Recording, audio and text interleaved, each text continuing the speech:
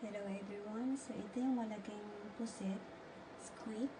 Palamanan ko siya ng giniling na nilagyan ko ng green paper, red bell paper, at saka yung magic syrup. Okay guys, so nilagay ko na yung giniling sa loob at malinis yung puset bago ko nilagay yung giniling. So ilagay ko na siya sa air fryer ngayon ng siguro is 8 minutes every side.